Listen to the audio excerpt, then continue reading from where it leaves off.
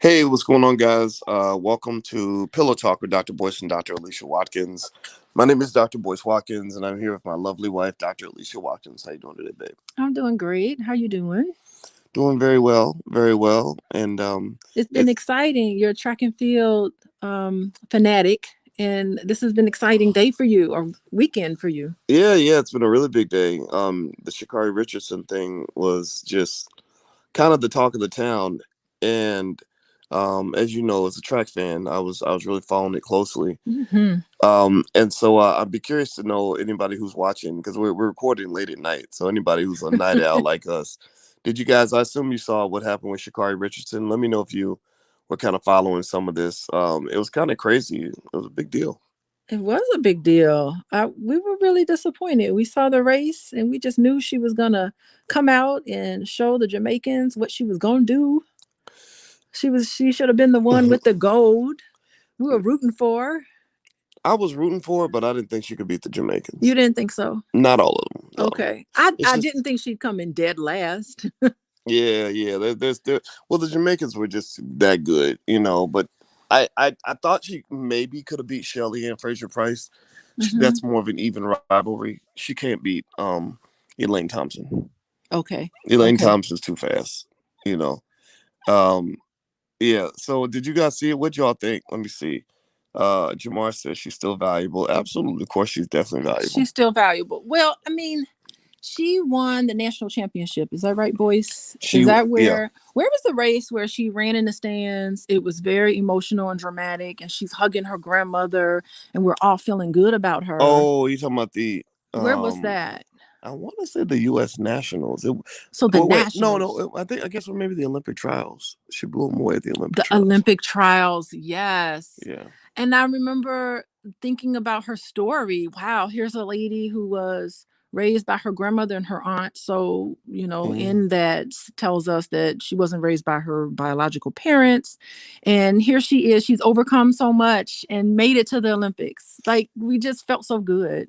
Yeah. Well, in situations like that, I always ask, like, "Where's your daddy at?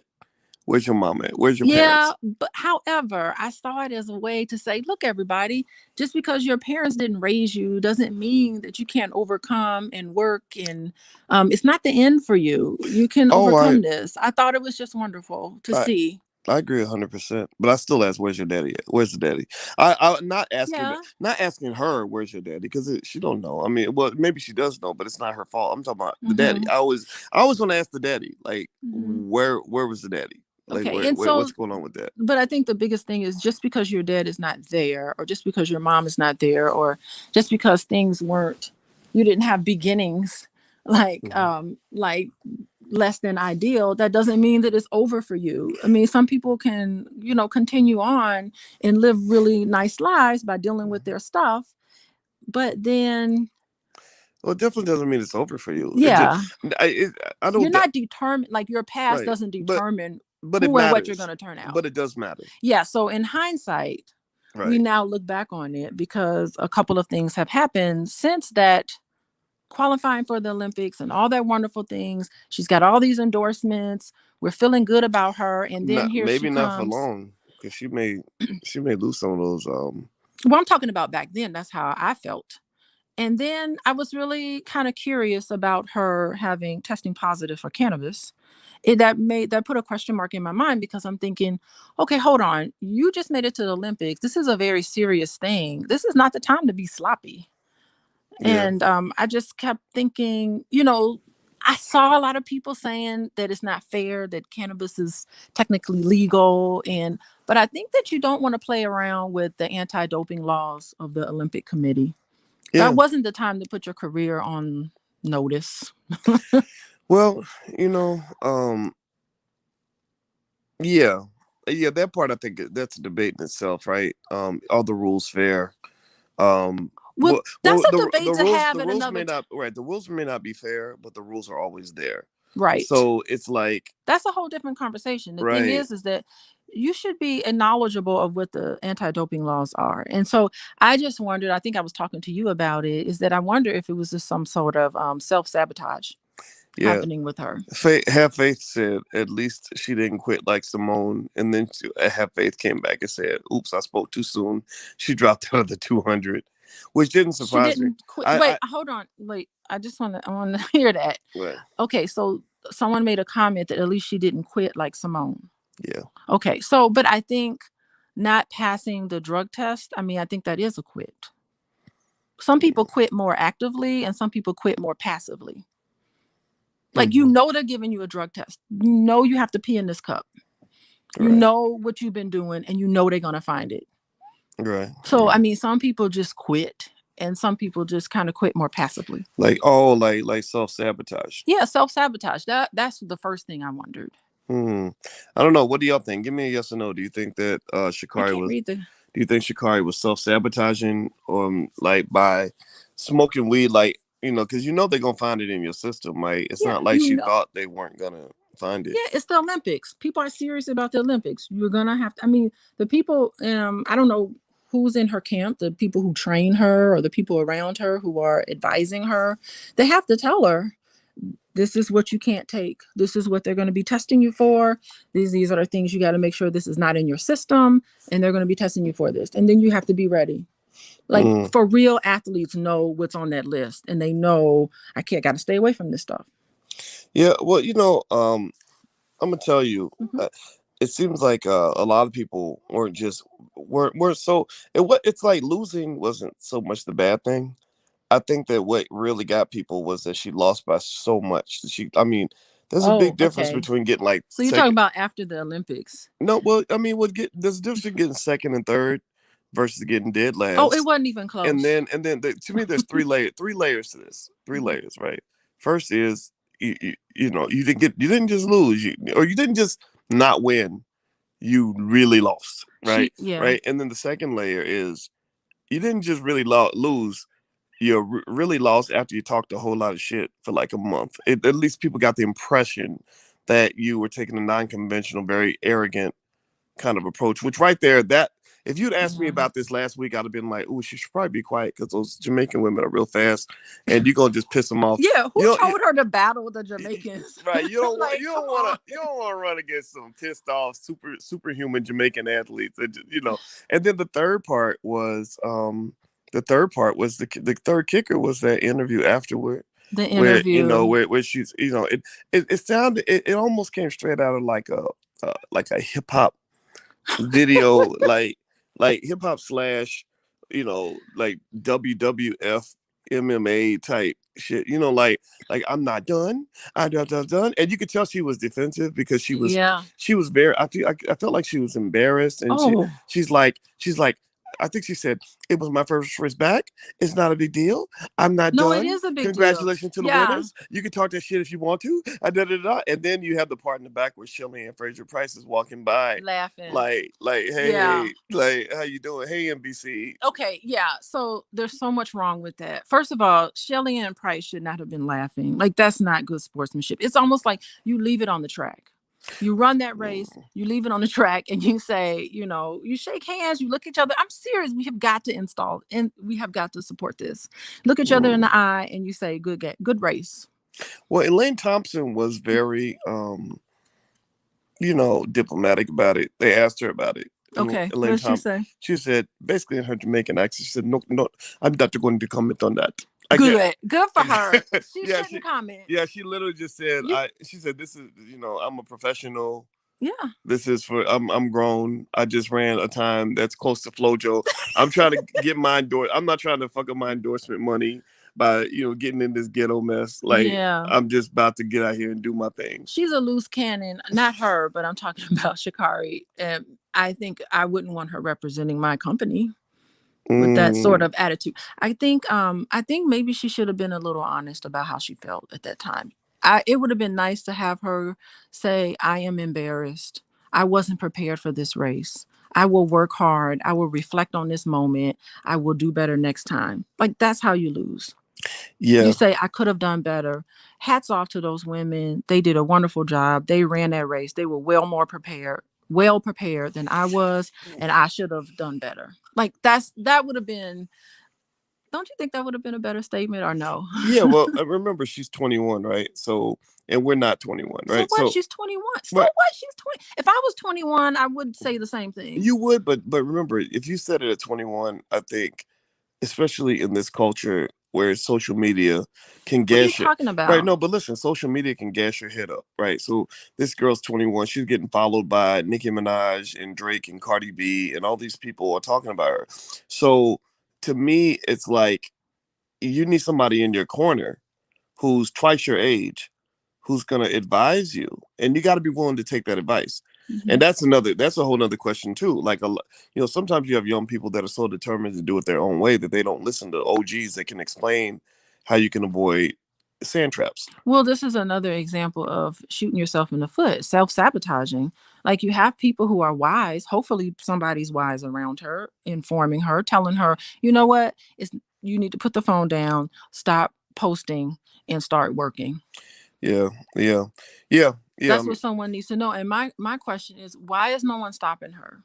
Like, why is no one saying you need to have better sportsmanship and the way you conduct yourself off the track? Well, remember though, like it's her choice to decide if she's going to let somebody stop her, because you have people that are young and famous and rich that they have a choice if they want to take advice or not. Like I'm sure when Tupac was getting caught up in all kinds of gangster shit and silly stuff that was going to get him killed, I'm sure there was somebody who said, hey man, if you keep doing this ain't going to end well. And he made a choice to maybe not listen to all of it, right? Okay, well then, So if you can make a decision. yeah, so she's got free will. She can do whatever she wants, but the thing is, she's going to suffer the consequences, Yeah. which is what she did. Was eat. She ate her words. Yeah, well, you know what? I don't know. Do me a favor, hit the thumbs up button, hit the share, subscribe button.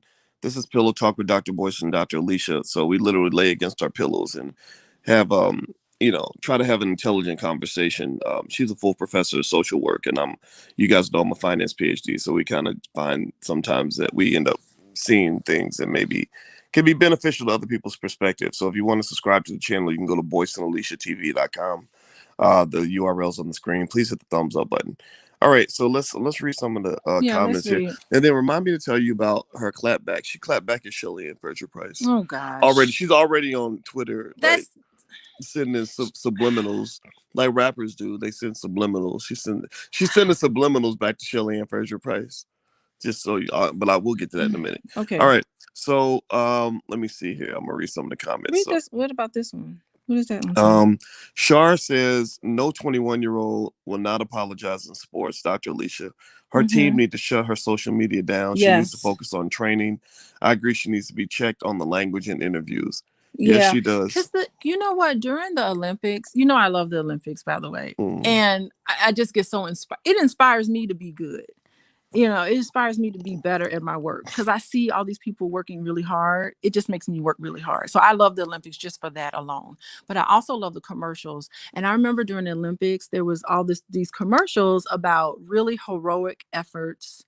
So what they would do, they would show a commercial of like a runner is running and they'll fall on their face, and then another runner will stop and pick up the runner, and they'll both run together across the line. Like it's all these heroic Good really good sportsmanship. sportsmanship. Sportsmanship. And then you pan over and it's a little girl on the couch who's seeing examples, like great examples of role models of what to do to show good sportsmanship, and then you see them on the soccer field picking somebody up. So those commercials inspired me. It's like, wow, the Olympics is more than just about winning the gold medal. It's about who you are as a person, having like humanity for other people, like that sort of thing. I absolutely loved.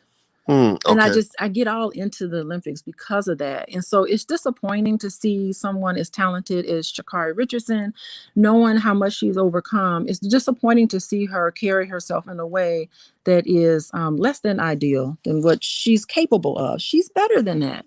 Okay. Well, you know what's interesting to me is I think that when you talk about competition and the mindset of a competitor, particularly the 100-meter dash. The 100-meter dash is a very, let's be frank, it's a high testosterone event, especially for the men. For the men, it's like chest thumping, gorilla, like, type stuff where, like the 100-meter dash sprinters are like these extreme alpha dudes who are just like, I'm the greatest, I'm the baddest, whatever. And then for the women, you see some of that energy translate over. And if you see Sha'Carri, I've seen her run across the line and, do things that, sometimes dudes do, like thump her chest and, That's you all know, fine. and that's fine. Right, right, right. But my But when point, you come right, off the court, right. I get that. I get that. mm-hmm, But let me finish my point. Hold on, hold on. mm-hmm. So my point is to say that the way you react on the court or on the field it's a different energy from what people want when they want to buy a product from you, Oh which is where the yes. endorsement deals come in, right? Mm-hmm. So with the endorsement deals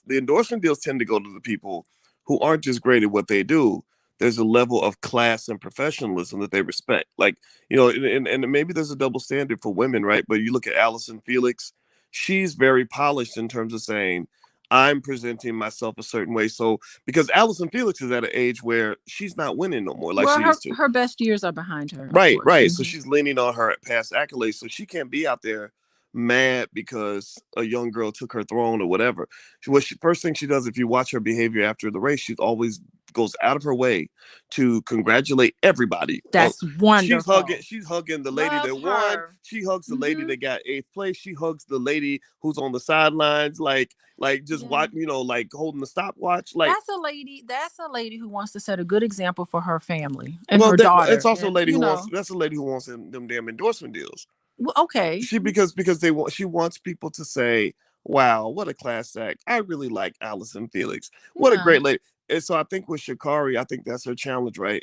When she does that whole chest thumping, like, "Yeah, Mo, I'm gonna get your ass. You talk that shit if you want to. Yeah, nigga, yeah." Like stuff that's very like you see rappers do that. The hood might be like, "Yeah, girl, pop your shit, talk your shit," right? But the problem is that when you sell these little products to like suburban white women and middle America, they're like they don't identify with that culture. No, it They're doesn't appeal, and I don't think it appeals to some black people too. So and let's also just say yeah, that. also a lot of black people didn't like it. A lot of black people were like, Like, stop. yeah, like she did honestly. Like when the more you roar, sometimes the more you're showing insecurity. Like the more you're showing that it by constantly reminding people that it doesn't bother you, what are you doing? You're telling them that it really bothers you. Yeah, I mean, she's clearly being defensive and covering up and talking about it's not over. I'm going to come back. I'm going to do whatever. I mean, no, just say, "Hey, I'm going to reflect on this. I'm going to do better." Like, so she's got a lot of work to do, and hopefully she'll get some training on how to do interviews. Well, you know what? She's already getting that training. I could tell because I Mhm. watched how she Someone handled. talk to her. I listened to the interviews very closely, and when that whole marijuana thing came out, I was like, okay, I can't wait to see how they're going to package this. And you saw she had very consistent messaging across all platforms. It was, well, I ingested the cannabis to deal with the loss of my biological mother, and I pointed that out earlier. I'm not going to reiterate that. People can hear previous conversations I had about it. But I was like, why are you calling your mother your biological mother? Yeah, Oh, there's a story to that too. yeah, that's an issue. And also she said it was the pressure of being at the Olympics. So, preparing for the Olympics. And I'm thinking she doesn't have any other coping skills. Like, everybody's going through some pressure. Your go-to coping skill is to grab some weed. Like, Mm. how's that working for you? I mean, technically, she may have an addiction to weed. She could. I mean, that would be fit into that definition where it stopped you from working. Or ruin your chance. Like you She might had a lost. lot of money behind her. Yeah, you lost some bread A off of that. lot of support behind her. Yeah, A you. lot of people were counting on her, and this was her career. And she's was a professional athlete, and she lost her gig because of her substance use. So that tells me she probably needs to be in some sort of substance program. She could be. To She come could be. up with better coping skills other than just Mm. coming to weed. She needs to meditate. She needs to do some yoga. I mean, there's a whole bunch of other coping skills that she can partake in that had nothing to do with that. Well, I mean, all the rappers smoke The weed, weed. right? And all these kids, they copy. Unfortunately, a lot of the 21-year-olds, they think that what the rappers are doing is good. They think they unfortunately are heavily influenced by that, and it really drives me crazy. Because I know what drugs do. Like I saw the drug era, I saw the crack era, Yeah.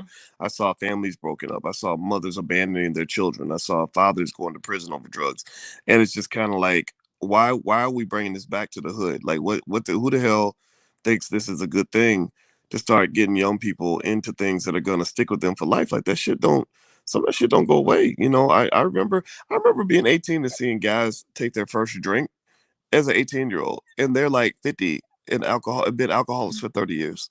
Hmm. You So know? I mean, you run that risk. Not everybody who drinks is an alcoholic, No, no, boys. no, of Okay, course not. No, but no, I'm not it's talking about that. okay But to I'm talking have about some you. But I'm talking about alcohol. you Hmm. already.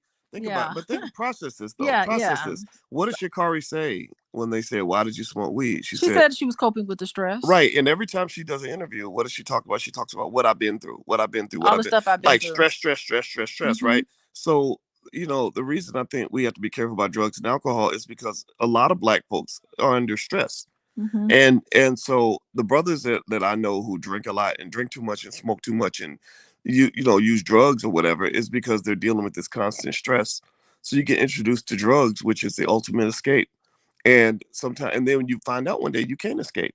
And sure, you're right. Not everybody becomes an addict. Not everybody Yeah, becomes not alcoholic. everyone becomes an addict, but the thing is that if that's her go-to coping mechanism, I'm concerned that she may turn into an addict. Yeah. Like that is a red flag. I mean, that's not saying I hope she does not, but that's one of the signals of which somebody, and especially if she has friends who smoke weed, that's another signal Yeah. that she, Priscilla Brooks says cannabis is not a drug. Please educate yourself on cannabis before you get assumed. Before you, well, I've been in the cannabis business for a long time, Priscilla. And I know a lot of people who run cannabis farms and all that, and we I spend a lot of time reading up on it, and I'm very educated on it. cannabis is I think different. that right with Mhm. cannabis, my conclusion on cannabis, and I don't judge anybody else's decision, but here's where I think you got to be real careful about cannabis. There used to be a time where smoking weed was heavily stigmatized, right? Mhm. And that wasn't right in my view. Like we acted like, if you smoke weed, that was like being a mass murderer or something. Like Mhm. it's a gateway to all these terrible things. But now we've gone to the other side where it's been decriminalized. It's not stigmatized like it used to be, and that's cool. But here's where I think you have to have some discernment. Just because society has decided that it's cool, that doesn't mean that they've decided that everything is cool, right? So let me give you examples where I decided to get off the bus. Give me a yes or no if you've ever seen this? Yes or no? Have you ever like been around somebody who smokes weed constantly and they fucking smell like weed every time you see them? Like they literally, like you walk up to them and you give them a hug and you're like, damn, like I can smell the weed on you. Like that's a lot like having bad breath. Like I'm sorry, I know people might be mad about that, but if you same thing with alcohol. Like alcohol is legal, it's not stigmatized, but if you're drinking constantly Oh, and well, people if can that's your smell, go-to method, oh, I had a hard day. I gotta go grab a bottle. That's the first thing you do. That's the yeah, problem. yeah, like Mhm. no nobody. It's just not. Or overeating. There's some people who Mm, say, I've had a bad day. I'm gonna go and eat 5 McDonald's cheeseburgers or something. That's not healthy coping right. skills. I mean, and McDonald's is legal. I mean, it's just not, we're not stigmatizing that. I'm pointing to she's making it as an excuse by saying, okay, I had a hard time. And she Right. made that as an excuse as to why she didn't do very well. She came in Mm, ninth place. She made an excuse. I had a lot of stuff going on. yeah, right, right, This has been a hard month. No, you've been sitting at home watching the Olympics for the right. month. That's what you've been doing and tweeting a whole lot of stuff. Right, right. So just to Hmm. finish the point on the weed thing, which you're right though. There's a lot to unpack with that. But with the weed thing, it's like where I think young people might want to get off the bus is one, if you're abusing it, like if you're somebody that's got to smoke all the time, every day, constantly, and to the point where people can smell weed on you even when you ain't been smoking.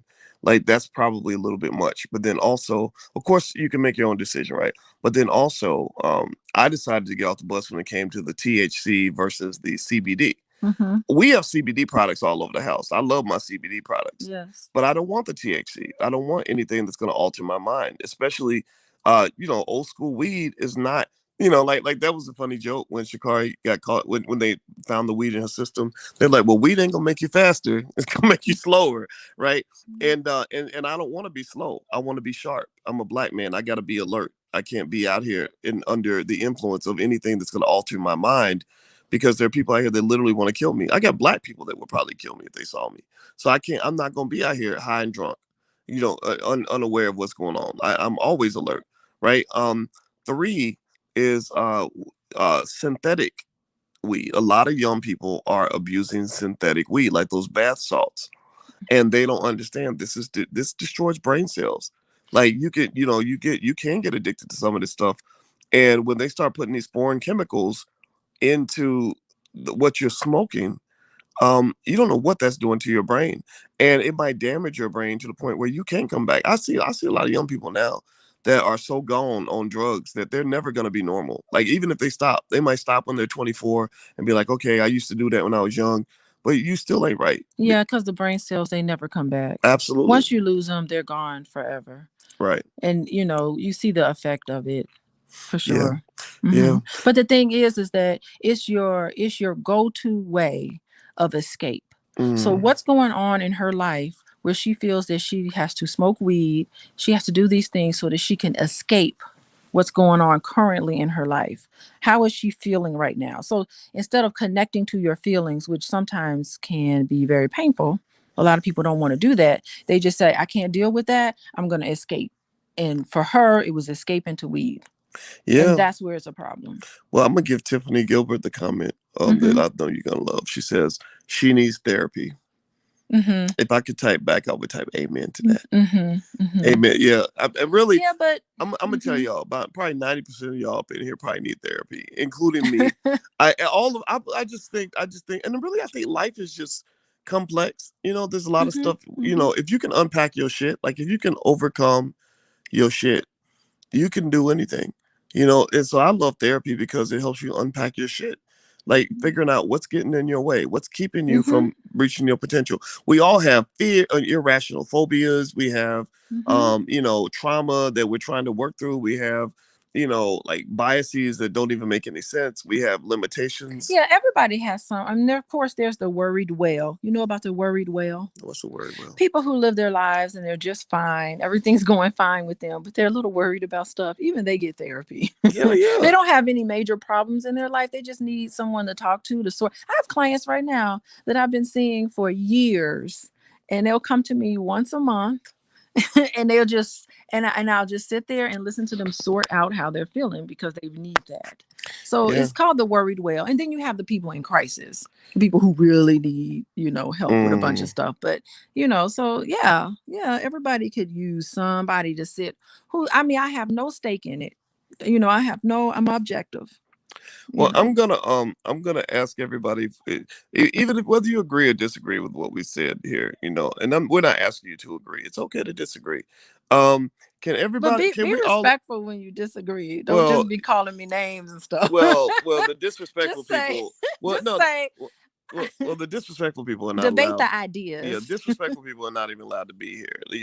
Like all. Well, I mean, it's not going to hurt my feel. I'm not going to go on Instagram and cry about it. I'm not going to You're have not a gonna meltdown. do the But the Lizzo thing thing. is, it's like, well, that's unfortunate. You could have been a little constructive in your feedback. Because I mean, I'm interested in feedback. It's not like I'm not perfect. You're not perfect. We all just, we're doing the best we can.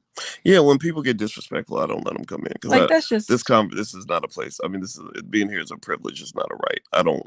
I'm not. We're not begging people to come join the conversation. okay. So what comments are Right. going? You can So read the but comments let better me than let I me can. let me but let me say this though. I want everybody. Can we at least give me a yes or no, everybody? Can we at least agree that therapy is good for all of us? That we can all benefit from therapy? Give me a yes in the chat if you agree. Everybody type yes in the chat or type the word therapy if you think therapy is good. Because I just want to encourage everybody to consider it because therapy can help you just establish balance, and or have some way you can process. So maybe that's what a lot of it is because Oh yeah. you had told me a lot of times, a client will talk to you and you won't even say a word. It's so funny. Like sometimes I'll just go, uh-huh, and I'll just be empathetic and I'll just like reflect back to them. And then they've talked the entire hour. And then time will be up and they'll say, oh my goodness, you helped me so much. And I'm like, Yep. I listened. Yep. And it's just really, it's interesting how in your daily life, you don't have anybody that's going to give you their undivided attention, who could just sit and listen to you and help you sort through how you're feeling and what you're thinking. It's really Hmm. fascinating. And it's such a treat to be in that position to be able to do that. Because it's totally confidential. Like no one's injured, no Yeah. one's harmed, as long as no one is in trouble. I can sit and listen to it, and it'll be just as confidential as if no one else was there. Yeah. Yeah, you want me to tell you how I got my first therapy? How did you get your first therapy, boys? I read somewhere when I was in my 20s that you are your own best psychologist. Oh no. And well, I believe Oh that. no. Well, no, let me tell you. No, let me tell you, babe. It worked. Uh-huh. It really worked for me. Maybe it doesn't work for everybody, but that made sense to me because I remember thinking, yeah, because I'm the only one who knows how everything works on the inside. I'm the only person who fully. I have the best understanding. Um, Because I'm well, maybe not everybody, but I was very reflective. I kept a very you detailed. are I kept extremely yeah. reflective. I used to Yeah. keep detailed notes on my life to try to understand patterns and things that I would do. I would analyze my behavior separate Hmm. from I would analyze. I can analyze myself as if I'm another person and look at Boyce's behavior. I know that sounds weird. Yeah, that is I strange. know, I know, I know. So, But listen. Let me mhm. explain. So what I found was that there was tremendous value in just being deeply reflective and processing things. Like, because really, when you say, pay attention now, Mhm. when you say that somebody would pay money to see a therapist and just talk the whole time. And the therapist is just like, okay, all right. And maybe asking some probing questions. Um, you could do a lot of that on your own too. Okay. Well, I mean, that's not all therapy is about. I'm just saying Right. that's part of it. Some of it is the strategy and the and the means to actually put into action to make those changes in your life. That's true. I can But see that. I was just differentiating the worried well. Oh, The yeah. worried well, I was just differentiating that between the two. But I think I don't want people to think that you could just be your own therapist because there are some unknown unknowns. Yeah, my first Hmm. you're right, you're right. But I'll say that just reflecting on my life gave me Yeah. a lot of insights into a lot of Oh, for stuff. sure. You're You know, very insightful, boys. yeah, and I know that that was beneficial because I was able to find my balance, and I think, and that's my line in terms of whether or not I need help from a therapist or not. Really comes down to, do I feel like I'm in harmony with my life, or do I feel out of harmony? If I feel out of sync, Hmm. then that's when I start asking for advice. Yeah, because when you're out of sync in your life, that means that's a place where you need to grow. Right, It doesn't, absolutely. and I think like so many people can feel, oh, I'm out of sync. Let me go grab this bottle. I'm out of sync. Let me go grab some weed. Mm, I'm out of sync. I'm gonna go eat a big pound of ice cream. They're gonna escape it because they're not ready to deal with it. And some people can't even sit in silence. They have to be doing something all the time. They have to fill up mm, the void in the space because they can't even be left alone in their own thoughts. wow, that's They deep. always have to fill it up. So I think just giving somebody space to just like put the phone down, turn the TV off, just sit with yourself. It's a Mm, tough thing for people to do because they'll be left with their feelings and they have to do, and they don't know, they're scared of it. They don't know what's going to happen. Am I going to start crying and I can't stop? Am I going to go crazy? They don't know. yeah, well, Terrell Wilson says meditation is key. I agree. Yeah, it sure is key. And let me ask you this. So in terms of Sha'Carri Richardson, based on what you've seen, I know she's not your client, and so there's only so much you can speak to. Hmm. Would you say that she'd be a candidate for some type of therapy, or what do you think? I mean, well, of course. I mean, based on what we've said, of course, she needs a candidate for therapy, but she needs everything all around. I think Hmm. she needs someone to talk to her about interviewing. Someone needs to talk to her about how she portrays herself on social media. Someone needs to talk to her about, someone needs to stop her. For some reason in her life, somebody in her life should have said, hey, you should think about it differently. Like someone needs to challenge her in a way. Who didn't stop her that needed to stop her along the way? And of course, she needs to deal with the disappointment and probably the absolute embarrassment that she feels right now, and some of her self-sabotaging behavior. Yeah, I really wonder if she knew And she's that she wasn't gonna perform that day. Like I really can't help. I looked at her face while she was running, and the Jamaicans are just running away from her. Yeah. And I felt like she was like, damn, I'm just gonna go through the motions because I know I'm not prepared. And it really honestly made me think about things like performance enhancing drugs. And Oh, I would imagine. I thought you were gonna say performance anxiety, which is what I No, was no, thinking. no. The performance anxiety. Noah Lyles, who won, Yeah. won the 200. He was quoting his sports psychologist after, Yeah, that was and saying, "Yeah, I beautiful. talked to my therapist. My therapist said da da da da," which I think Isn't that that, great? and here's the deal, right? I believe that to compete at that level, the pressure is so heavy that you need a therapist. I think all those athletes out there, I bet 80% of them have a therapist because it's scary. You've been winning your whole life, dominating everybody. Suddenly you're in this place where you might get last place. Hey, boys, What? you have a healthy track career. All right. Okay, you Not ran. like Sha'Carri. I was not a Sha'Carri Richardson. Okay, let's just call it a healthy track career. Okay. Okay, so you're about to run the 400. How are you feeling right before a race? Because the camera pans in on your face real close. There was no cameras when I ran. They didn't give a shit when I ran.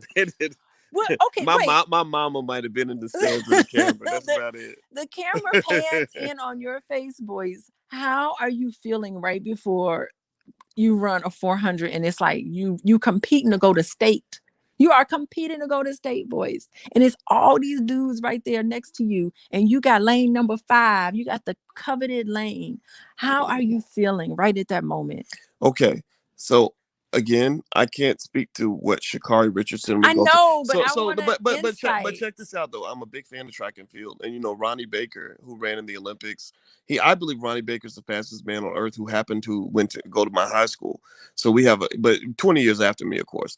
And he interviewed with Jeff Lightsey Jr. on the Black Boss channel. They did a really great interview, 48 minutes. Like, you should go. Everybody should go watch. Did he ask him that question? Right. I don't know if he asked him that question. But if you let me answer, baby, I will answer. We'll get to it. So what I want to tell you is that I'm gonna like Ronnie. I think he wants to talk to me again about some financial stuff. And when I talk to him, I will ask him that question. Ask him that question. That literally is a question I wanted to ask because I don't know what it's like to stand up against the fastest human beings on the planet, right? And I'd love to get his insights. Like, how do you get yourself pumped up for the fact that you might run the 100-meter dash in under 10 seconds, which is insanely fast, and still get blown away? Okay, so I'm going to talk about my experience because you didn't answer the question. Okay, tell me your experience. Okay, so I'm a flute player. All right. And I went to state. Okay. Did you thump your chest before you went to get pumped up? Let me tell you, I won the gold. You got the gold? Yeah, but everybody can win the gold. It's not like there's one gold. But I did win a gold medal in the state. So you came out of Gary, out of Emerson High School. Shout out to Emerson. That's right. So y'all went to state and kicked ass. We went to state, and we were the only Black school there. And y'all had Black excellence up in there. We had Black excellence. And blew the white people out the water. And I'm going to tell you how I felt. Playing the flute. Y'all wasn't rapping. Y'all wasn't twerking. We were playing classical music. Y'all were playing classical and we was killing it. Music up in that bitch. Because we were Emerson. And we were the best in the state. Thank you very much. So we were kind of boasting a little bit. Same city as the Ghetto Boys. Your boy, Glenn Robinson and all. Yes. And their basketball team at Roosevelt. The early 90s. That's what's up. Okay, so I remember going to state, and I remember it's so you really do. So you were playing the flute like Lizzo. Yes. But she was my. And if you could have been twerking while playing the flute, you could have got a record deal. Oh my goodness, I would be okay. But the thing is that we would do very well. We would do very, very well. But I remember just being totally nervous and really getting into my head. And there would be people who would practice perfectly, but when they got up there to perform, they were so nervous they couldn't perform. Like something would get into their head, like they couldn't do it. Oh, really? Yeah. And it's just it's like, and you surprise yourself about how nervous you can be when you perform. Right. I get that. Okay. Well, you know what? I can't speak to. You can't speak to. I can't speak to performing athletically at that level. I was a good athlete. Like, I was a good sprinter. Yeah, but in your head, it's like, this is it. Yeah, this is the race. You've been practicing for all season, and now it's time for you to show up. Well, let me tell you about my track career. I was the guy who was known for being the hardest worker on the team. That's what's up. That's why the coach made me the captain of the team, because I was very mature for my age, and I would practice 3 times a day. I was also like the guy who would be fast enough to be the slowest guy on a super fast relay team. But I would need the other fast guys to kind of cover for me. Kind of like when I play Call of Duty and I play with other dudes. And I'm bringing up the rear. I'm almost the weakest link, but I can hold my own and be a role player and play my role well. That's what I did. And my homeboys, my RIP to my best friend, Greg Wilkins, who got killed in 96. Him and his brother Reggie. Reggie was the state record holder in the state of Kentucky in the 100-meter dash. Reggie and Greg were on my relay team, and we were able to kick ass. But it wasn't because of me; it was because of Reggie and Greg. But I held my own, right? And so, and we So did. you had to work as a team of Yeah, people. we did run in Canada and all that stuff, right? So here's the deal, right? So with track, I was an enthusiast. I love the sport. So that's why I knew all about Sha'Carri. I knew about Sha'Carri 2 years ago, right? Okay. And I love it. I used to be a coach of track, and I'm a big enthusiast.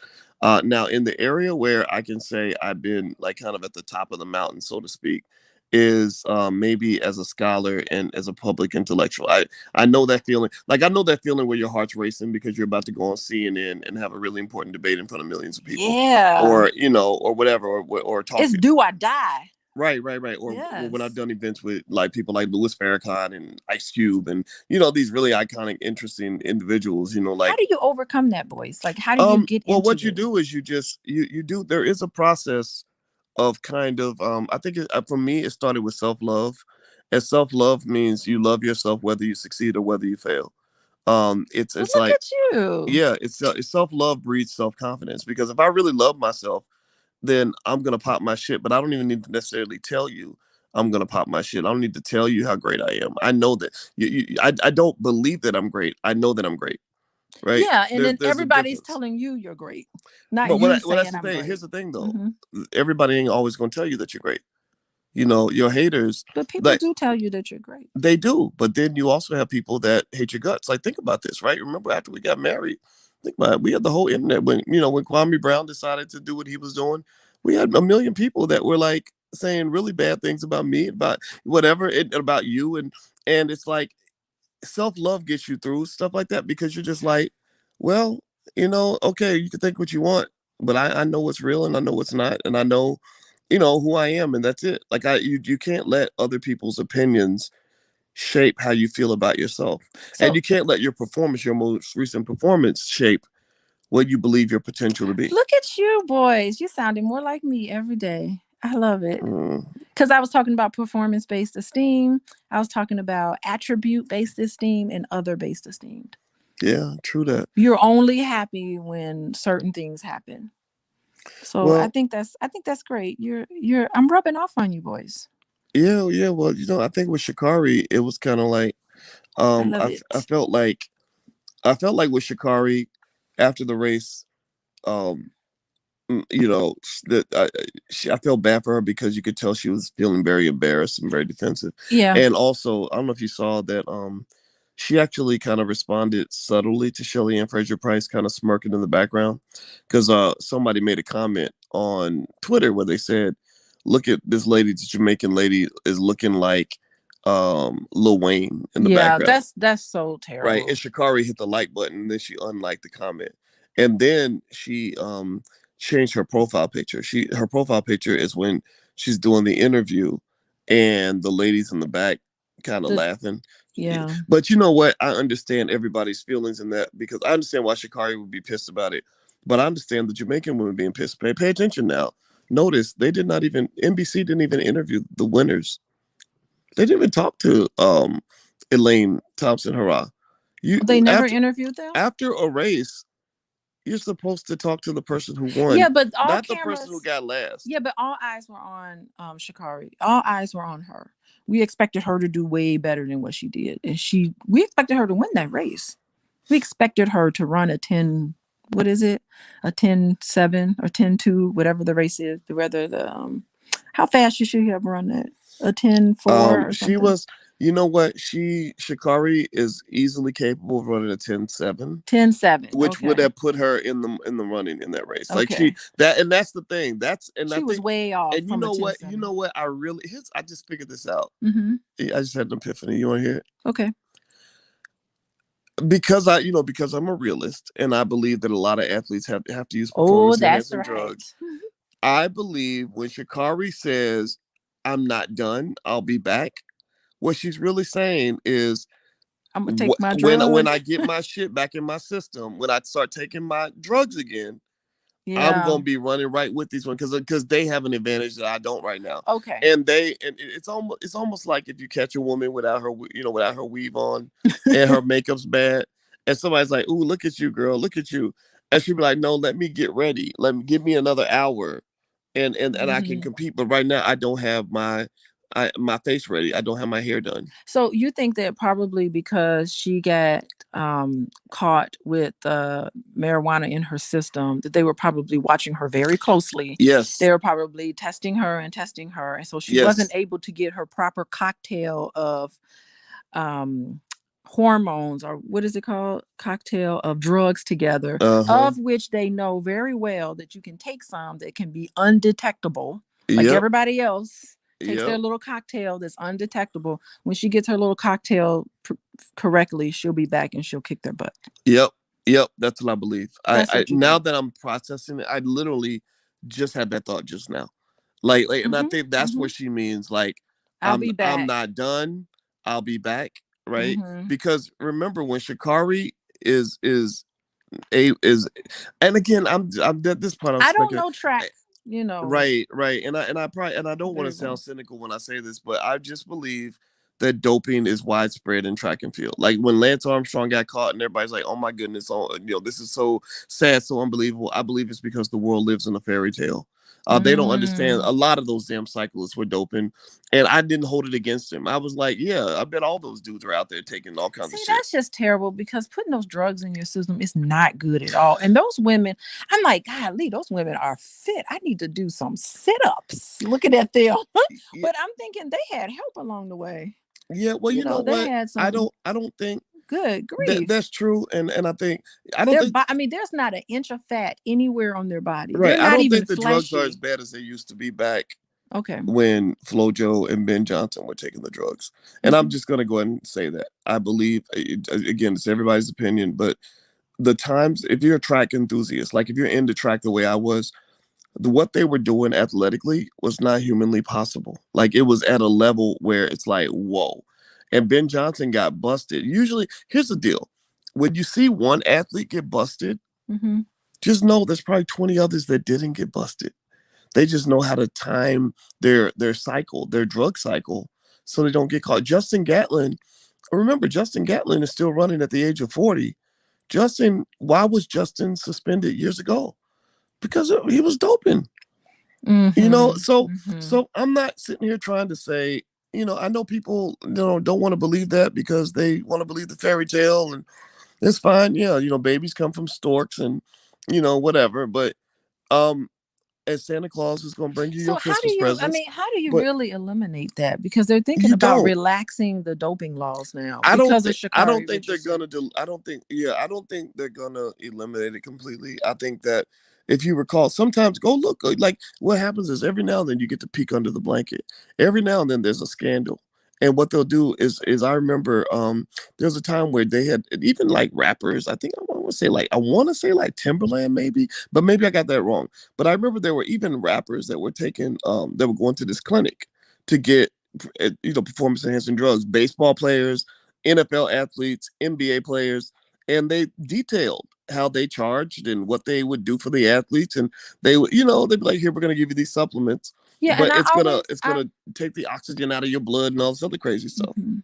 I wonder about the long-term health effects of all of that and what that does on your the longevity of your life and what that does to you to put that in your body.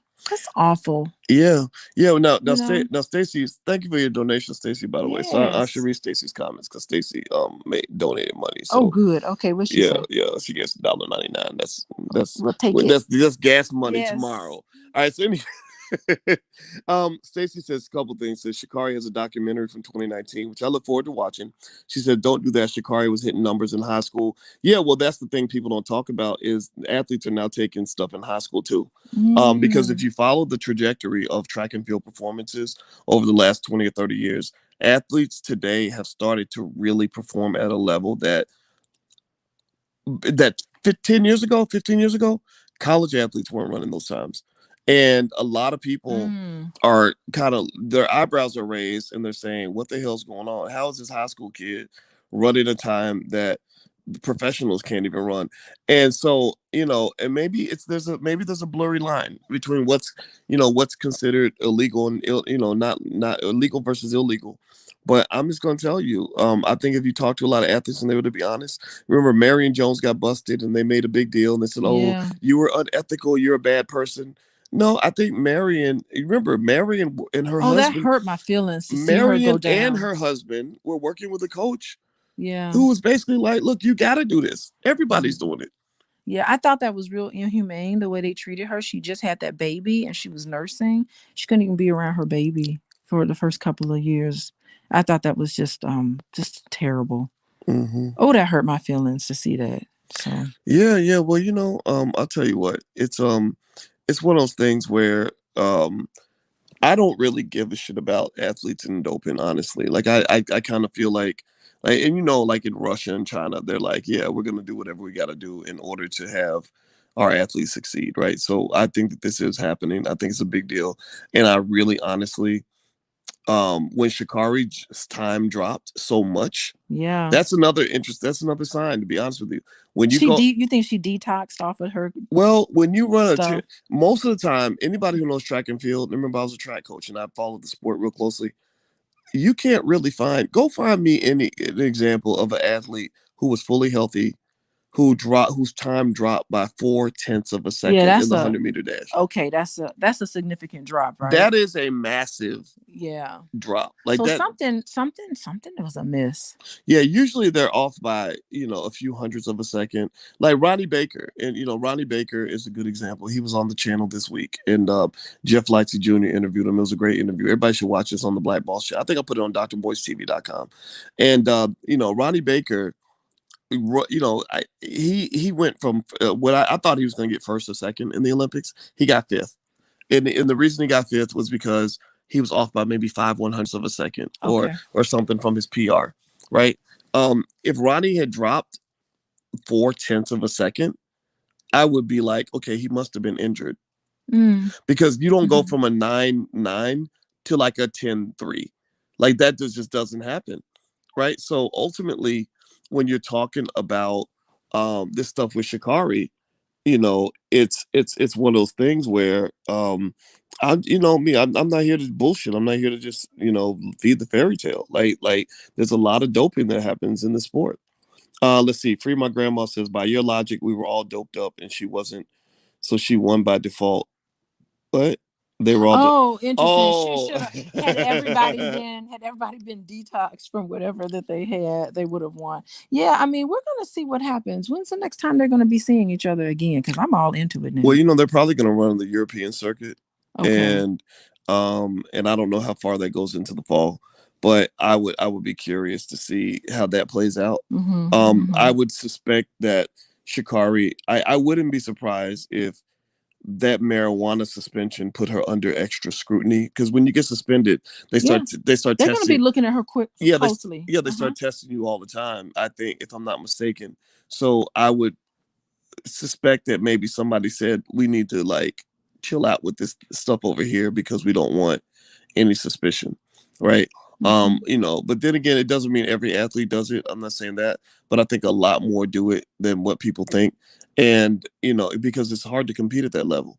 Like, and that's another thing too. My goddaughter Monique, was the number one high jumper in the United States Mm-hmm. coming out of high school, and she was doing it drug free. And that was one of the honest conversations we had to have. Is There were people using drugs. well, if she was not in high, not really so much in high school. Oh, I was thinking Right. It was college. right in college. She went to Columbia, and she Mm-hmm. just decided, I don't really want to be an Olympian. I'm just going to be, I'm just going to be a college student. And I was like, I don't care. Like you got a scholarship. That's all I really wanted you to use your athletic ability for Mm-hmm. anyway, was to Mm-hmm. get a scholarship. So she got a scholarship. She went to Columbia. And that was all there was to it. But honestly, I think if she had decided that, okay, I want to go to the Olympics, I think at some point somebody would have said, okay, if you want to really compete at that level, you're going to have to take something. And we had that conversation. I said, don't you Mm-hmm. take nothing. Don't put stuff in your body like that. It ain't worth it. You're smart. You can be great at a lot of things. Mm-hmm. Mm. Yeah, and so these athletes, they live their whole lives. Everything in their world is about football. Everything in their world is about basketball. It's like, what else? You can be good at other stuff too. It Yeah. doesn't have to be just track and field. Yeah, You could absolutely. have a PhD like Boyce. It doesn't have to be track and field for you, Boyce. Well, you know what? You I'm gonna could have tell you had. You what. could have gone either way. I'm gonna tell you You what. could have been another Ronnie Baker, Well, Boyce. FBA 504 makes a good. Be quiet. I couldn't have been no other Ronnie Baker. You could have But been. FBA Hmm. 504 makes a good point. He says, once she grows up, she'll destroy those Jamaicans, and they know it. Once she Um, grows up, well, I here, don't know what that yeah, means. well, maybe once she matures, because remember, Sha'Carri's young, so I don't think that's an excuse. I it, don't think that we should say, "Oh, she's just 21. It's okay for her to behave like that." yeah, No, it's but not. when I was 21, I was a little stupid too. I Yeah, mean, but there are a lot of 21-year-olds that don't that's true, act like but there that. are a lot that do. There are a Here's lot, the thing, but like, there's a lot of 21-year-olds who evolve, and I think that we got to give her room to grow. Like okay, we don't talk. Listen, I don't think we got to talk about her like she's 30. But go ahead. I think that we need to stop making excuses for this. There should be somebody in her corner, somebody around her who should be teaching her better That's true. because she is better. Good point. She's so much better than this. And we can't expect children to just automatically know what to do. But along the way, as parents, you have to correct them and get them out of them because children are self-centered in and of itself, you know. So you as parents need to get them out of being self-centered and get them to show compassion and love and care for other people. And ideally that's what you would want in a household. If someone gets mad and lash out, someone needs to correct them and say, you know what, that's not appropriate behavior. Now that's true. You're not holding yourself I think the big in a question way that's becomes. I constructive. think the big question becomes, like to your point, who is advising her, Yeah, right? who's telling Is her her, let's grandma, not do right? Is her this? grandma and her aunt who raised her? Um, are they being firm with her and saying like, stop this? Like Well, clearly they're not because somebody healthy. should have done that. This is good. This is gonna mess you up. You're not going to be you're not going to be successful like this, right? And so that's why I think that a strong father is important. Now, if Wait, her mom FBA was on says her mother crack? was on crack and then she died. Oh no.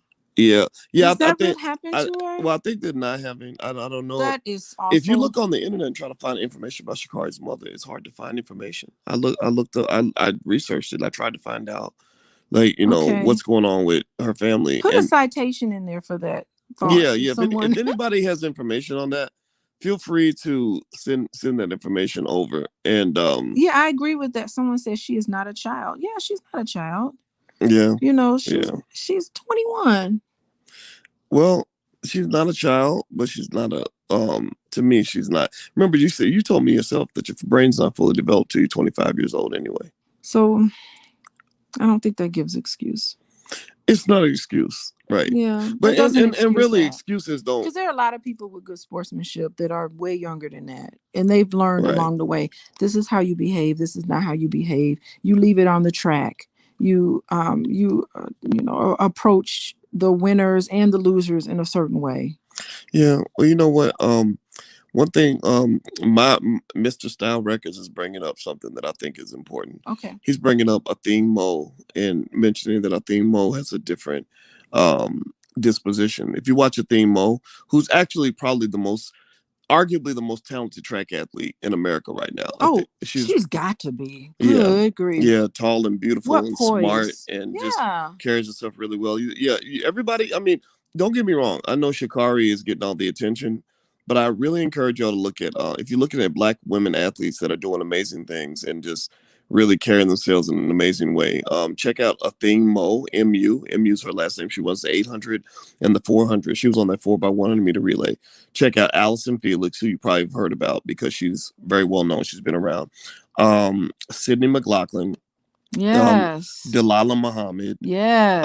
I'm trying to think of this. Oh, and Gabby Thomas, Gabby Thomas. who ran the Yes. 200 meters. She graduated from Harvard, just an awesomely smart Black woman.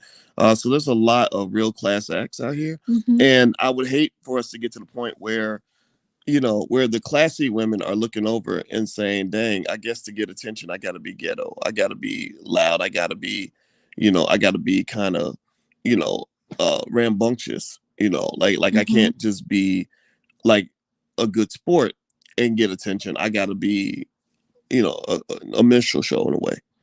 So you think Sha'Carri might be a minstrel show? I think she's just showing I her think it's upbringing. well, you know You what it know, is. A lot of young people don't even realize it, but a lot of times they're imitating rappers. so that's why the camera went to It's her first. right, and it's hip hop culture, and Mm-hmm. right, and so for Black people, media always has a role for black people if they want to act out and be, Jerry Springerish. Mhm. Like if you want to be a buffoon, the media will always find a place for a black person who acts out because they see that as the role of the black person.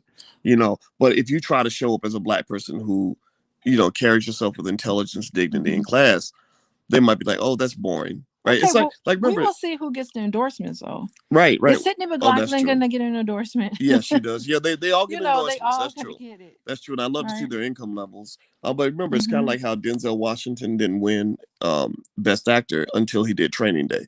He Yeah, had done brilliant because his best performances, work was Malcolm X. That was right? the best work he And could have done. glory, and he'd been in a million movies. But then Yeah. he does Training Day, and then suddenly it's like, oh my God, that was so amazing. Same thing. Halle Berry didn't get nominated until she did Monsters Ball. That's when she got the Oscar, right? So for black people, they typecast the black community. Mhm. Like they're Mhm. like, okay, if you act this way, then that makes sense to us. But if you act a different way, then that doesn't make sense. So like, if I think that you're a dog, then every time you bark, I'm gonna say, "Wow, what a great dog." But if that dog shows up and says, "No, actually, I'm a lion," and the dog roars, you're gonna be like, "That doesn't make sense because dogs don't roar, Mhm. right?" So, I So, mean, so they, Sha'Carri Richardson is interesting. oh yeah, She's but definitely not boring. right. So my point, so, Yeah. so my point is to say that black Mhm. people are seen in a certain way. So Yes. when you fit into that culture, when you're ignorant, Mhm. loud, ghetto, it's like, oh, this is great, this is awesome. But when you come in and say, I don't really want to do that, that's not what I represent. They're like, oh, well, that's not interesting, right? Mhm. Whereas if it was a white girl, I think that they might see it different. I think they'd be very like if Sha'Carri was a white girl saying those things. Mhm. I think that the world would respond completely differently. Okay. That's my 2 cents. That's your 2 cents. She's like, remember that white, Yeah, that makes remember that white girl catch me outside? How catch about me. that? Whoa. See, so here we go. She's interesting. I just think she's so different. And I'm talking about Sha'Carri.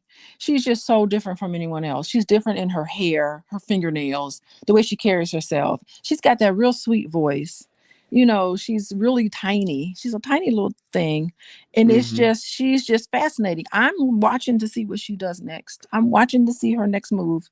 She's fascinating to me. And of course, Mm. there's an agenda, boys. There's always an agenda when it comes to media, but I'm going to be watching because you got me all into track and field now.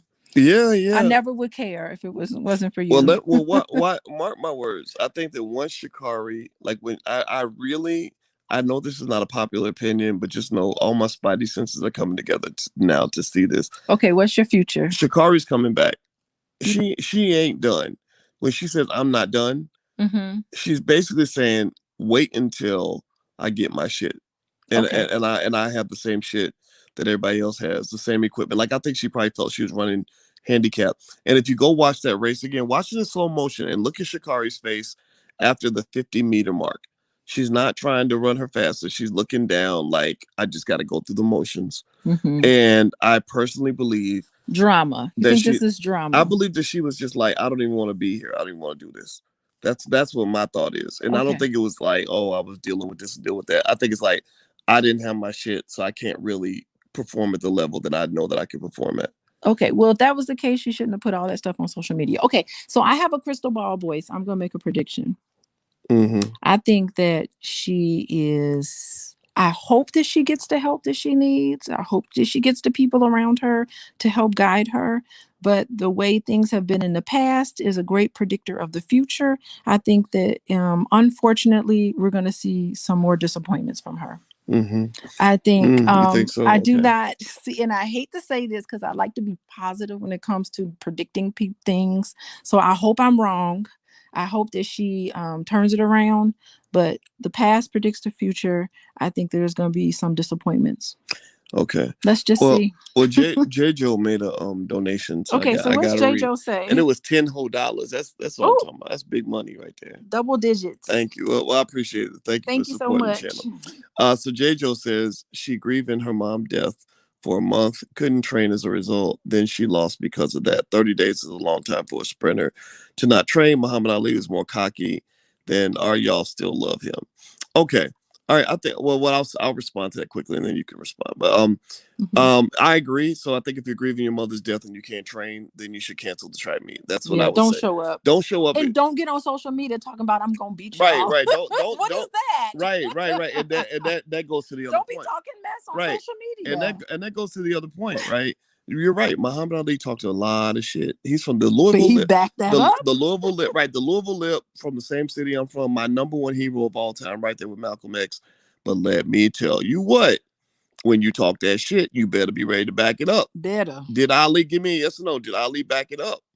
Ali, when he showed up, Ali was, he didn't just say, I'm gonna whoop him. He usually did. Yeah. So yeah, you're right. I mean, I think everybody has a right. Like you can talk as much as you want. Like seriously. Um, but if you can't back it up, you probably need to be a little quiet, like humble. And Yeah. and She I needs some humble pie for I sure. did not think, and I was again, I'm a track fan. I was like, she can't beat Elaine Thompson. Nobody can. Yeah, So Elaine Thompson. don't let those people goat you into talking about some stuff you can't do because they don't. Those people ain't out there trying to outrun Elaine Thompson. You can't. Flo. The only person that can outrun Elaine Thompson, hurrah, is dead. That is FloJo. Oh, poor thing. Poor FloJo. And we don't know. R.I.P. She could have gone too soon because of the drugs. That's She what could people have. think. She could have. It's hard to run that fast. We I'll don't just say know. that.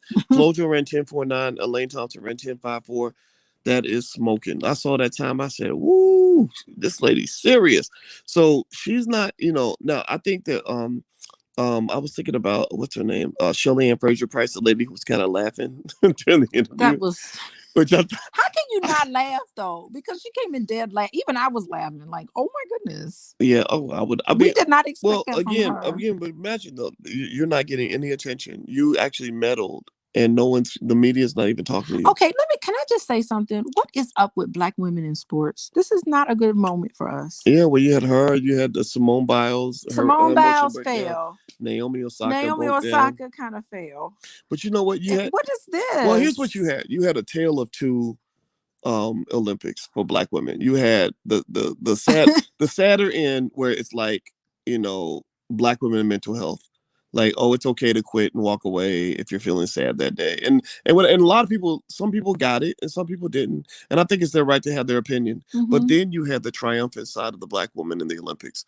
You had Athene Mo like out here just kicking ass. Gracefully Sydney kicking butt. Sydney McLaughlin and Delilah Brought Muhammad, it. one of the greatest hurdles racers of all Yes. time. I think they both broke the world record. Yeah, They both brought it. they You had the did. women's 4x4 that, like, I mean, beautiful. You had Allison Felix. So you had a lot of, and then A lot of winners. you Yeah. even had that hurdler who was over growling and grunting and barking and shit. The one who was talking, yeah, we here.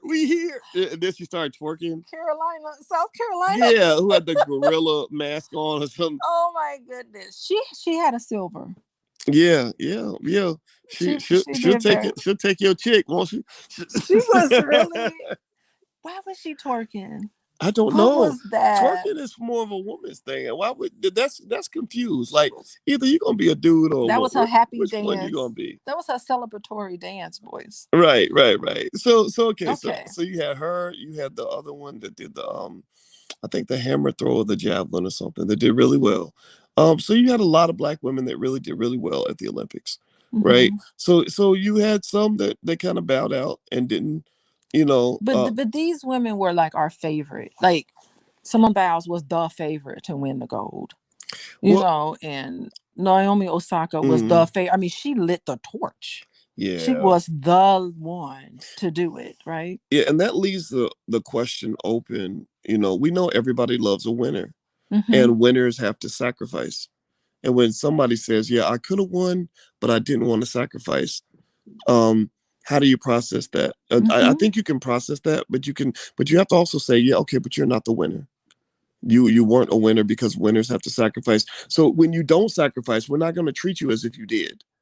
Right. And I think that's where, that like in the 90s, I was one of those parents who didn't think that it made sense to give everybody a trophy.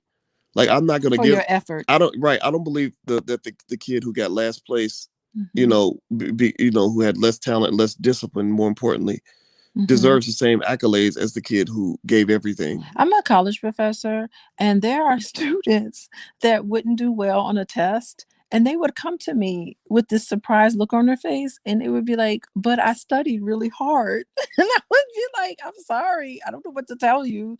Like, you Hmm. didn't pass. I don't know how could you study really hard and get a D on this test?" You And I know, would you just be like, you know "Maybe that we need to talk about how you're studying because something's amiss." that's a great point. And I remember when I was Like, students really feel. yeah, I remember when I was in my PhD program and I heard a professor from, I mean, a lecture from a white boy from Northwestern. It was a white scholar at Northwestern. And one thing he said that, and I was a PhD student, so we're all pretty smart at this point. Uh-huh. But it was a simple statement, but it was very profound. And he said that people will come to me with their paper research and they'll say, and I'll say it's not very good. And they'll say, yeah, but it was really hard. I worked really hard on it. And he'll say, just because it's hard, don't mean that That it you're was gonna right. It's that it wrong was quality work. It doesn't mean that you deserve accolades just because because of it was their hard. effort. Right? Yeah, right. Just because you tried or just because it was hard. No, you either succeed or you don't. And they're putting it off on me. Like they're putting it off on me. Like I was responsible for their D. Like I'm not responsible for the D. I gave you an outline of what was going to be on the test. You weren't able to regurgitate that. Right. Or and I Like think I don't know why you didn't memorize it properly. and I think a more accurate analogy would be like the kid who comes in and says, "I was going through a lot. I had a mental breakdown. I was really They sure sad, do say so that. so I didn't show up for the test, and I'd like to get an A, because I had a mental breakdown. And I could have, if I had taken the test, I probably could have got an A, but I didn't because I had a mental breakdown. So can I get the same grade that you gave the kids who actually showed up? That wouldn't make any Yeah. sense, right? But if let me just say, you reason with students, and students are like, they understand if you reason with them and you come up with something. You listen to them, you hear what they have to say, you hear it out, and you come up with some alternative. That's really how higher education is right now. You have to work with them. You can't just give them the F. Well, that's why I'm not in academia anymore. Well, I'm head on I, in yeah. academia, and that's what you have to do Yeah, I nowadays. believe in pushing people. I believe in pushing. But then again, maybe I'm old. These, you know Maybe what? maybe hard work makes me old fashioned. Yeah, Maybe because discipline makes me, a dinosaur. But I just believe if you want some shit in this life, you got to fight for it and you got okay, to sacrifice. And if okay, you ain't ready for that, then go sit at the little kids table. okay. So the generation of youth coming up nowadays, they don't have that sort of mentality so much. Some of them don't. Some of them don't. It's not something that is really pushed. What is this? Generation X, Mm, Generation Y? No, I not don't X. know. It's right. Y or Z Z or or we starting right. double A. So this new generation that's coming up, they don't think like that anymore. They Mm, really don't want to put in hard work like that. Now I would say there's some positives about it. I think they care. They want to involve themselves in work that's more meaningful. So the mm-hmm. first thing they want to say is like, how is this applied for the real world? And I love those questions because they want to go out and make a difference. So it's not to say that all of this is terrible. They really are very humanitarian. So there a lot with this generation I think is positive, and I think it's a good thing. I think we need to head in that direction and not be so me and getting that money and Mm. all of that. I think there's more to life than just having things, and so I do love that about this Well, generation. typically each generation, it seems like different generations kind of do the opposite of what their parents did, Uh-huh. right? Like the Uh-huh. 1940s and 50s, it was all about like patriotism and discipline and Hmm. the But then the two-car 60s was garage. In the pushing 60s, against it. right? The Hmm. 60s was like hippies, free love, and all this other stuff. And those hippies all grew up and became corporate executives and stuff, And right? the 80s was about me. Right. In the 80s was the me generation, and Uh-huh. and I So feel we're like. swinging back to this lovey-dovey space, Mhm. which I enjoy, by the way. Yeah, I think it's good. I think it's good, but I think what This I've is a very but here meditative group. well They here's what meditate. I've learned though. I've learned that the best of both worlds tends to be beneficial. When Mhm. you can sit here and say, "Okay, grandpa, this is we don't agree with the way people did things back in your day." But if you sit and you listen to your grandpa, he can tell you stuff that's gonna make sense. Mhm. Like that's why I think people like to listen to Dr. Claude Anderson because he'll tell you what the black community was like in the 1950s when we had thousands of black-owned businesses, when we had black communities, where the neighbor would spank your child on your behalf, and people work together to get things done, and it gives you a different vision than what you Mhm. might have in front of you. So I think that while the new things that are new are always more interesting and intriguing, we can't always assume that the new shit is better. Well, I think the new stuff is really nice. I'm really it's refreshing to see some of the new kids coming out. Even just listening to the kids and even listening to our 14-year-old who said, I'm not going to work in an office building. Like the idea of working in an office building is something she would never even consider. She said I couldn't go in there. I would be depressed if I went. Like we went downtown Chicago and she saw those big office buildings and she said, if I had to go to work in that gray, ugly building every single day, I would be so sad. And I was thinking, I worked in that building that we're talking about, and I had fun. I went in there and I worked with a lot of great people and I had a good time. But she's like, visually, I cannot work in that building. And so it just shows that it's going to be a new sort of thing. And I applaud it. I like newness. I like change. I like newness. I like where it's headed. I like it, but just because it's new don't mean it's better. And that's what I so I would Okay. so I Okay. would I I can would buy say that. when a young person says, I don't want to go to work because it's too hard, I'm not going to be like, oh my God, you're so wise. You're the first generation to ever figure out that work sucks. I will be the person that says, okay, well, if you want to stay home, what's your plan? Yeah, you got to have a plan. So I think that's the part where they could use us to Yeah. help them with their plan. But I just love that they're not following into this formula and they're being really creative with what they're doing with their lives, and that's wonderful. Well, I believe every generation does it. I believe every Yeah. generation, young people push the envelope Yeah. and they do things different from their parents. Sometimes they're right, sometimes they're wrong, right? Mhm. And I don't think, and it seems like it's not a one size fits all. And I would say, if I was to look at the things in my life that really worked out for me, Mhm. it was areas where I said, look, I'm gonna do it my way, Mhm. but I'm not going to neglect the advice of my parents and grandparents. Mhm. I'm going to I'm going to take the best of all worlds and not because when you're young and you think you know everything, then you end up going out doing a bunch of stupid shit.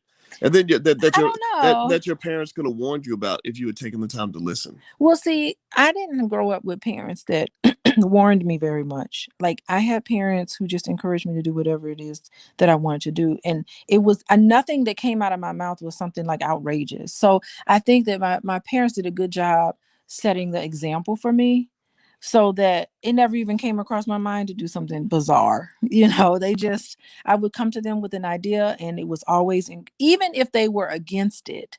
I think they allowed me to do what I wanted to do. Like they never told me don't do that. They never warned me about much of anything. Like I had parents that were kind of hands off in a way, almost they weren't neglectful. They did give me some guidance, but they definitely didn't warn me a lot. I didn't have a lot of they didn't put a lot of fear in me, Well, I would say this back to so to speak. Sha'Carri. I see Mhm. people What are people saying about you know, Sha'Carri? it's interesting with Sha'Carri. What I'm noticing is that the responses vary from people that are very critical, like Critical of Sha'Carri? yeah, like why what you were doing was very ghetto, very loud. You were kind of acting like these It was rap, distasteful. imitating rapper behavior. Yeah. And people like stop doing all that.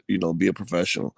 But then you have people that are on the other extreme, saying kind of using putting her in the victim box, right? Okay, what are Like they kind of saying? saying like here's a comment free my let me see somebody said Don M says she can't back it up right now because she's grieving and she's weak right now. And if she was going through the same thing, y'all would say the same thing. He's suffering, right? So comments like that put her in the victim box and the Mhm. powerless, like oh well, she's broken and she can't perform, and the poor baby. No, all And of I that get might that, be true. but All of that might be true. right, right, Mhm. right. But check it out. But here's my point: you're getting paid millions of dollars to do what the fuck you do. If you ain't ready, step off the track.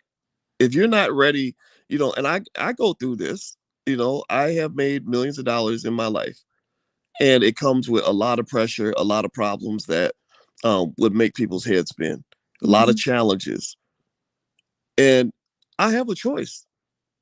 If I can't handle the pressure, I can just quit. I can just say, for mental health reasons, I decided that I'm not going to ever talk to the public anymore and I'm going to walk away because it's just too hard to be Dr. Boyce, right? I could easily do that. I could go and get a nice, easy job somewhere, I maybe don't think any working at UPS or something. Hold on, wait, Mhm. and but I don't. I'm like, I have that conversation with myself all the time. Boys, if you ain't ready for the heat, then get out the kitchen. But if you're gonna stay in the kitchen, then be ready to have some fireball, some fireballs thrown at you. Okay. It's what it is. Yeah, I don't think anybody's coming down on Sha'Carri for coming in ninth place. You know, she ran her race. That was her time. That's how she did. I think the controversy is probably her absolute embarrassment because of all of the smack talking she was doing. And it was probably very embarrassing to her, for her, to see her behave in the way she did in that interview. And I think that was the issue. I don't think the issue was all of these other things that was happening to her, but it was the fact that she uses that as an excuse. And winners do not have excuse. She did not perform like a winner. She didn't talk like a winner.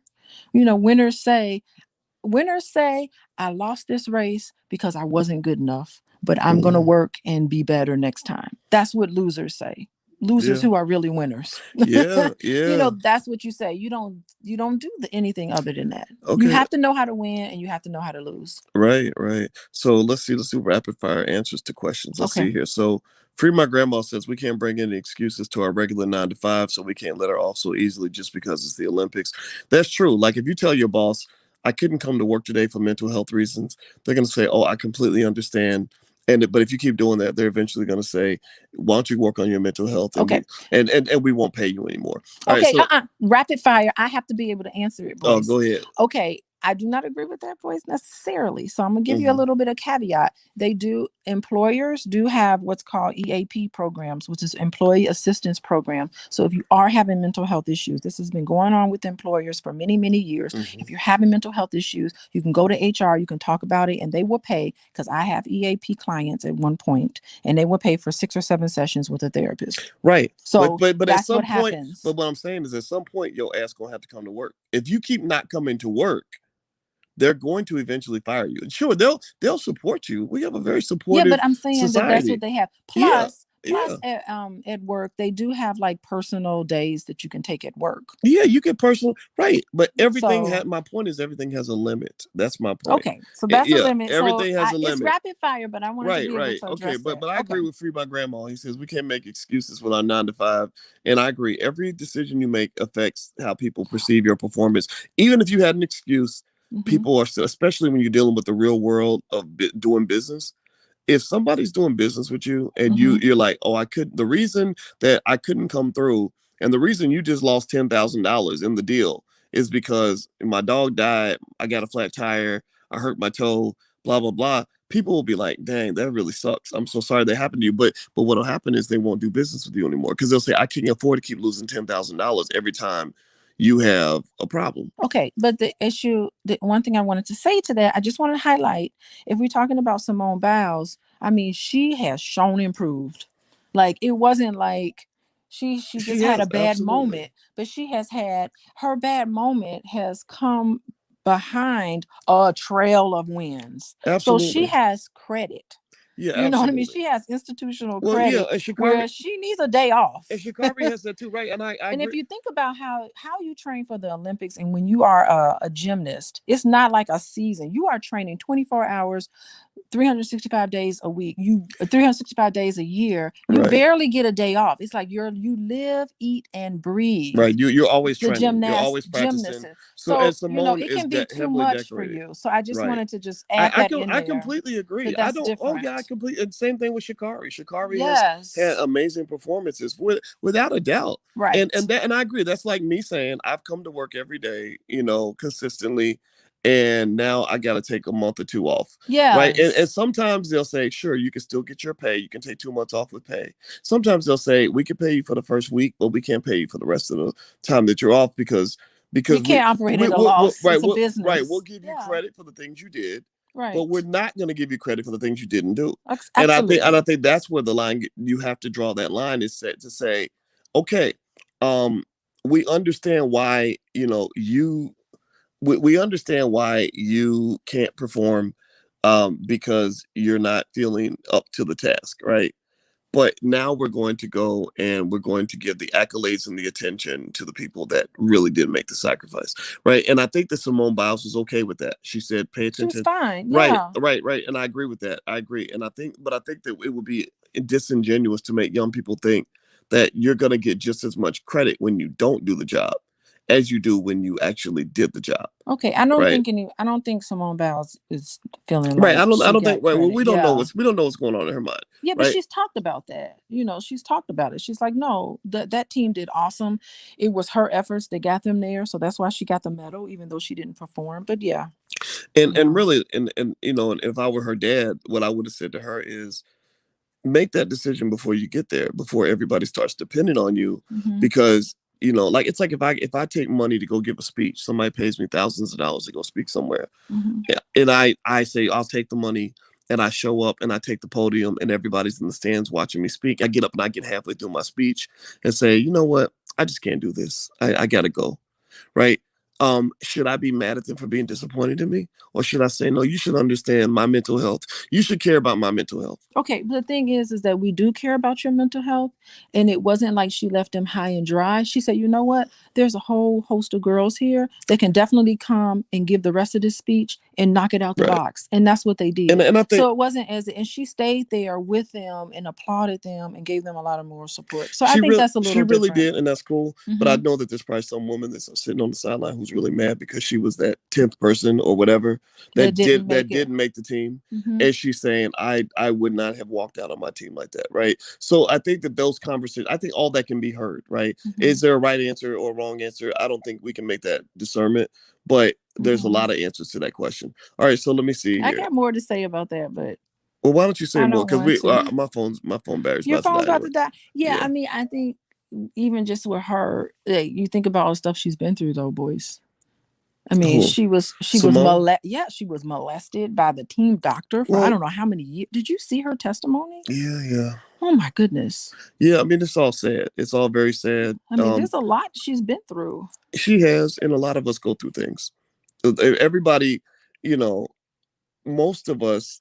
I'm not saying that what she went through is worse or better than what anybody else will go through, but what I Hmm. will say is, I kind of feel like when Black people speak, we pay attention to how often a Black person says, "Look at all I've been through. Look at all I'm going through." And I agree, being Black is hard, but at the same time, you can't always get to the point where you're going to use that as a crutch, a crutch or an excuse for not following through, and I think that's what happens. That's the trap of racism is, sometimes even our friends are racist because they'll say, oh, well, you're Black, that's why you didn't do your homework.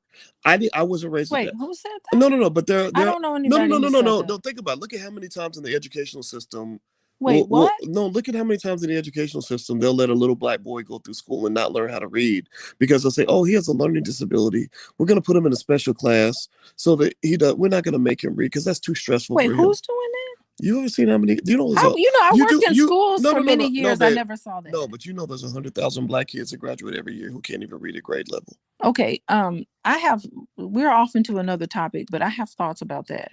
And I'm not certain we can put that all on schools, I'm not saying honestly. we don't put it all in the schools. I'm talking about on society. I don't know. I'm I just don't know if we telling, can put or that what on I can tell you society is that either. I'm hearing all throughout media sob stories from Black people. I constantly I hear more stories of, oh, it was so hard for me. Look at what I've been through. It's so tough for me. And I'm not saying that this is Kendra saying I should divorce her now. Yeah, Yeah, what's gonna happen? Kendra doesn't like what you're saying. So Kendra, okay, What is Kendra thank you for saying? your point. She's saying, dump this broad, get rid of this broad. She said because she doesn't like your point of view. Oh, Because really? So because of Kendra said Kendra now has control over our relationship. Whatever. uh, Anyway, well, what I will say is, I'm just trying to hear what you're saying. if people want to know my secret to so-called overcoming, it was that I lived in a family that only allowed excuses to go so far. I had a grandmother who said, "Yeah, you're Black. Yeah, it's hard. So get up and do the shit anyway." Right? And I don't think we get enough of that. I think that Black people get too much like, oh, it was a death of your biological mother, and that's why you blew away the biggest opportunity that you ever had in your life. It's totally understandable. And I think that there are millions of people who rightfully say, no, no, you got to figure it out. Like, you know, and I'm not saying that everything can be easily overcome, but an excuse is pretty worthless. Like we're trained to believe an excuse is the same as success. An excuse is not success. You know, an excuse is just some shit that you use to fill in the void for all the shit that you could have been that you never became because everybody was giving you a crutch. So I'm not a big fan of excuses. Yeah. Well, it all depends on what you want to do and what you put your mind to. I mean, I agree with that. I just don't see it in terms of I've made this excuse. It's just what happens.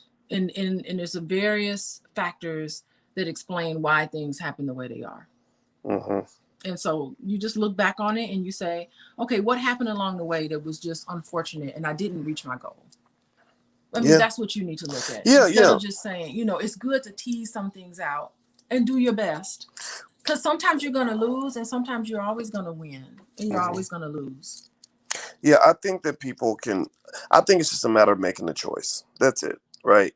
Like, Mm-hmm. if you want something, yeah, I had to block Kendra because she was saying a lot of disrespectful things about my wife, and I'm not. You can't do that. Like, if you got an opinion, you can share your opinion, but I don't want to hear you repeatedly saying I should divorce my wife and all this other dumb shit. Like, that's not. I'm not interested in any of that. So sorry, this is not a completely free speech platform. We're like Zuckerberg up in this bitch. You get in here talking crazy, you're gonna have to go. Facebook, okay. Yeah, we gonna do Zuckerberg because you're not gonna come in and disrespecting my wife. Period. But anyway, but the thing is that I would say is it really is a choice, right? And nobody is ever gonna fault you for Right. making the choice that works for you, right?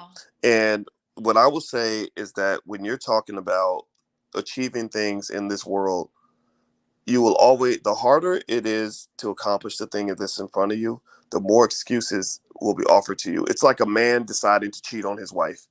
um if the you're going to run into situations where you're going to get a million opportunities to not be faithful, or your diet, if you're trying to lose weight, you're going to have a million reasons to want to go eat that chocolate bar or whatever, and it's a decision. Do you accept, do you bail out, or do you stick with the objective, right? Mm-hmm. So personally, I I admire the Michael Jordan approach, even though we know it came with a lot of mental health consequences, right? Michael Mm-hmm. Jordan's mental health is not stellar in my view. You can see it. He drinks a lot and the eyes are yellow and he's kind of an asshole, but he also is a billionaire because Michael Jordan, every time he had an opportunity to make an excuse, he said, "No, this excuse is an opportunity for me to solve a fucking problem that will help me to achieve the goal." You know, the New York Knicks were a very tough team to beat. That was a good excuse. He could have said Patrick Ewing and John Starks are just too much. We couldn't do it. No, he worked around it. He for a while his defense was very weak. His muscle mass wasn't strong enough. He could use that as an excuse. He had that one game where he was sick with the flu. That could have been an excuse. He had a million and one opportunities to say, I don't want to. I can't. I could have done it, but I didn't because this happened to me. Look Well, at what I've been through. the thing is that can you live with the consequences of your choices? So, when I talk to people all the time who are sorting through making decisions, should I stick with this or should I leave? Should I stay at this job or should I stick it through? And the biggest thing is to process with them the consequences of your choices. And I Hmm. let them know it's okay. Tell me, you have to really decide what is it that you want in life. And it's okay to sometimes it's okay to quit. Hmm. Sometimes we have this culture that I think is slowly fading away, that you have to stick with something, and that shows how powerful you are. But sometimes it takes just as much effort to walk away from a situation that's not working for you. If you're working this job every single day, and the people in that job is not treating you the way you needed to be treated, and you really want to do something different, it's okay to quit. Yeah, I think we put so much effort on persevering and getting through something that's tough. Maybe there's something better out there for you. So I think the thing is just trying to decide what's important for you. yeah, yeah, and I think that's really what it is, And right? that's Right. what. As long Mhm. as you know what it is, right? Right, Like right. if you are clear, like I've quit things before, and you're Yeah. right. It takes determination sometimes to quit, but I don't waffle. I don't, it's rare when I'll say, "Oh, I quit." No, I'm going to do it. No, I'm going to quit. No, I'm going to do it. Or there's that never going to be a time where I'm going to quit and then act like I deserve the same credit as if I'd actually done it. Yes. And I think that's so. As long as you know what it is and you know what the consequences are, and the Right. choice works for you, then make that choice, right? So there's Mhm. some areas where I draw a line in the sand. There's some areas where I say I will do this come hell or high water, no matter what. Like when I decided to run the marathon, um, there's a million and one, one reasons to stop running. I hated that marathon. That was a terrible feeling. I've never been more exhausted and frustrated than I was on that day. But I had decided I'm going to finish this marathon no matter what the cost is for the Mhm. most part. I mean, like, obviously, except for, like a heart attack or something, right? But then there's some days where, like when we go running and we're running 3 miles and I'll say, you'll say, "Boy, you could have ran faster." And I'm like, I don't care about running faster. Well, I never tell you to I run fast. or you might say, "Boys, why don't we run 4 miles instead of three?" And I'm like, "Because I don't want to do it. I quit. I'm going Mhm. home. I've done 3 miles. I'm happy with it. Leave me. Don't can't nobody judge me. It's my decision, right?" So I think that with anybody, whether you're talking about Simone Biles or Naomi or you talk about Sha'Carri or anybody, it's like, okay, do what you're gonna do, but quitting is not the same. Quitting has a price, just like Mhm. completing has a price. Okay. And I just want to let you know whether you complete that marathon or whether you don't complete that marathon, I want to let you know that it's okay with me. Like, I'm not going to love you any less because you didn't finish the marathon. So, I mean, when you think about consequences, it doesn't matter. Like, you can't make the wrong choice because whatever choice you make, there's whatever the consequences are to that, it's a lesson to be learned in all of that. Hmm. So, Yeah, I mean, it's okay. You could never go out on another run with me ever for the rest of your life, and it's still okay. That's our relationship is not going to be dependent on whether you run or whether you don't. So, I wanted to make that clear that right. that I was going to love you just as much. Well, I appreciate that. So Archbishop says Sha'Carri Richardson is too ratchet. Tanya Kassim says, "Didn't Sha'Carri take responsibility for her actions in a video last month?" Well, it'll be interesting to see how she responds to all this stuff that's going on. Lashana says, Max Jerome, she needs time. We expect too much, and frankly, her craft is running and not PR. She's already a millionaire. I don't know if that's a guarantee, though. Track athletes don't make a ton of money, and the endorsement deals I found with Sha'Carri were not. I assumed that she was making millions this year, but I'm not 100% sure because if you remember, Sha'Carri's only really been big for about maybe a couple of months. So Cecilia, Boyce is Alicia's last name Watkins, or is it hyphenated? It is Watkins. Let's see here. Rakina says, saying that you take responsibility and actually walking and change behavior is very different. I agree. Yeah, I agree with that too. Yeah, yeah, Yeah. yeah. I think that the live on air cursing, as Archbishop says, is that's really the big thing. Like if she had just took out that part about you could talk shit, I don't think people's reaction would have been as strong. I think people were like, "Whoa, she's on NBC and she said that," right? So this track meet got a lot of attention that track meets don't usually get, right? And I think that was one of the things that made it so shocking for so many people was like, Did "Whoa." they beep it out? They didn't beep it out at all. No, because it was live. They I don't. Oh my good. You know they already kind of skittish about live events. Yeah, they probably bleeped it in the recording, but yeah. So I think that it's almost like she was able to um almost go mainstream, and I think now they're kind of like, maybe not, She not ready. right? Like she Hmm. wasn't the right. I think a lot of people probably feel in the track and field space feel like she was the gateway that could have brought track more into the consciousness of the public. And I think now they're questioning that. But I don't think they should question it too much because everybody cusses. Well, not everybody, but a lot of people do, right? They just may not cuss on NBC.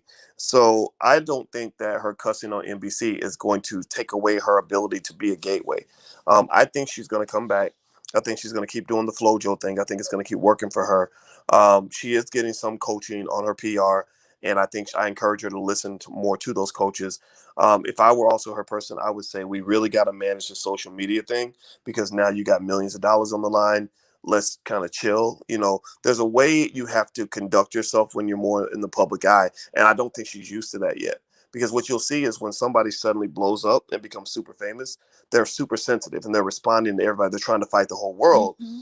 And then eventually you realize, like, I think Beyonce went through that because Beyonce was dealing with so many people that were just saying things that weren't true, making things up, and it would really bother her. Now, if you notice, Beyonce says nothing. Well, Beyonce, she talks about it in her documentary, if you saw it. oh, did she? What she say? Yeah. Well, she talks about just that same thing. Like at first, I was responding to everything, and it was really worrying me. I was wondering, I'm doing all these great things, and all these people are talking negatively about me. And then eventually, she came out of it. So I Yeah. do hope. I really wish that everything that you said comes true. Yeah, well, that's the thing. And that's where I say that she benefits. She would benefit it. Like, again, if I was her dad, I would take her, or her mentor, I would take her out of the victim box, and I would say, stop looking at yourself as a victim or a product of your environment, because that's what these rappers do, and it pisses me off when rappers are like, "Well, the only reason I rap about drugs and killings because I'm a product of my environment." That's all they know. Right. That's all I know. Well, that's the thing. Mm-hmm. Right. And that's the thing. It's like, no, that's not all. That's not all you are. You're more than You're that. more than that. You're a Mm-hmm. human being. You have a range of experiences and emotions, and every day ain't banging over breakfast and killing black people and getting high every second. You also have children. You have thoughts and feelings. You have other experiences. Let's rap about that so you can be a whole human being and not just a corporate puppet. Well, so, but the thing is, in order for them to be empowered to do that, they have to understand the power that they have. Right? You're not a product of your environment. You're not a broke kid from the hood anymore. Instead of being a product of your environment is a product of you, right? And so I think with Sha'Carri, that's what I would say to her too. Is like, let's get past this whole, look at what I've been through. This is why I messed up. This is really hard for people like me. No, it's not. You're famous. You're extraordinary. You're really talented. You can walk in a room now and people all react to you. You could change the whole hood tomorrow. You could get Drake on the phone and get him to invest $1 million in black-owned businesses if you want it. Like, there's a lot of power that you have now. Let's recognize that power and understand that with that power of a queen means that there is an expectation that you have the grace of a queen. And the queen ain't gonna Well, be she's a, definitely not operating like a queen right at this moment. right, So right, we right, we want that for her for right. A sure. queen, a queen is not a hood rat, right? And when I say hood rat, I mean, yeah, bitch, I'm popping up. You motherfuckers, y'all talking all that shit. You can talk all that shit, but no, you don't got to do She all that. needs, what? Someone needs to script it. Like she needs to read from a paper. Is that what you're saying? She needs to be more Like what? read from it. Like someone needs to like practice with her on how to speak. Or do you think she just keeps speaking from the heart? Because some people like when they speak from the heart. Just Yeah, say what's on your mind. yeah. I think speaking from the heart is fine, but you got to know that there's a limitation. There's a time and place Mm-hmm, for everything. mm-hmm, mm-hmm, And when you're speaking from the position of a leader and a public figure, you can't just go popping and acting like you're just anybody, mm-hmm, because mm-hmm. your words have weight. Your Yep. words have power, right? They're being heard, right? And so, and everybody goes through the transformation. I mean, I've gone through the transformation in my own little world, where I know that when I'm speaking as Dr. Boyce Watkins, I can't just always do everything I want to do and say everything I want to say, because some stuff is not appropriate for the environment. Some things I should not respond to, right? And I've learned that the hard way, right? And now the difference, obviously, with me and Sha'Carri is she's a baby in my mind. She's very young. Her brain's not even fully developed. Your brain's fully developed at the age of 25. So that's why she needs somebody like that's our age, somebody like me, for example. And I'm not to say I'm the person. I don't. So if Sha'Carri, if you listening, don't think I'm asking you to call me or anything. But if you do, I will answer. Right? I would talk her through it. Like, if a young person is really listening and they're like, how do I handle this better? I love that. I love saying, well, okay, here's how you can still be yourself, do your thing, pop your collar, you know, teach them bitches a lesson. If that's your mindset, whatever. I'm not judging that. But here's how you do it in a way that makes sure that you maintain a certain degree of moral high ground and you don't screw yourself in the process or make yourself look small, right? The time to display the most confidence, in my view, from her perspective, is when you just got your ass kicked, right? That's how people judge you. How do you Okay. respond when you get your butt kicked? And Allison Felix is a great example. Allison Felix, when she loses, she hugs everybody, including the lady who's standing on the sidelines. And that is what makes people love her. So do you have any final thoughts? Well, I think we've been made our thoughts like 4 or 5 times so far. We've made our thoughts 4 or 5 times. My prediction is that if she doesn't make any changes and she doesn't follow through with all the things that you said, I think it's going to be more of the same. Yeah, I agree. Yep. All right, so do me a favor, everybody. Take 1 second. Do me a favor. Hit the thumbs up button. Hit the thumbs up button, and you can subscribe to the Pillow Talks if you want to hear us kind of ramble on about stuff and debate issues and argue and go back and forth. And well, I call it a healthy debate, not an argument. If you want to be a part of that, feel free to subscribe at boyceandaliciatv.com. And it was great talking to everybody. And for those of y'all I had to block, I'm sorry I had to block you, but you come here talking crazy. We're gonna put you out of here because this is a space for smart black people or those who want to be smarter. You don't have to be smart when you walk in the door, but you have to have an open mind and you have to be decent as a quality human being. If you act like a fool, then we're gonna have to put you out because we ain't got time for that nonsense, man. But those of you who are supportive and a part of the tribe, God bless all of you. We love you all. And also, Dr. Alicia will be at the All Black National Convention. And so, in case you didn't know when the ABNC is going to take place, it's going to be the end of November. And Alicia's actually inspired me to include some stuff we hadn't had before, like speed dating. And we're going to do speed networking for people that are looking for people they can do business with or investment clubs they want to join. We're going to have breakout sessions on everything from politics to what's going on with these government shots to cryptocurrency, stock market investing, real estate, etc. So it's the end of October. If you'd like to join us in Florida, in Miami, or sorry, Orlando, Orlando, go to allblacknationalconvention.com. The URL is right there on the screen. So hit the thumbs up button, share, subscribe button if you haven't done it yet. And I'll talk to you guys soon. And thank you, Albie says, drop the victim mentality. David McFarland says, appreciate the dialogue. Well, I appreciate you hanging out with us. And if you listen to the live recording, you know that we recorded this at 4:30 a.m. It's 4:30 Eastern. And people are like, do y'all sleep? Do y'all sleep? Well, we sleep. We just sleep when we want to. And that's what happens. If you work for yourself, then you don't have to live by anybody's stupid rules. Like, I just do what the hell I want to do when I want to do it. And that's just what it is. All right, guys. So take care. God bless you. And hit the thumbs up button if you could on your way out. Subscribe and all that stuff. We'll see you soon. Take care. Peace.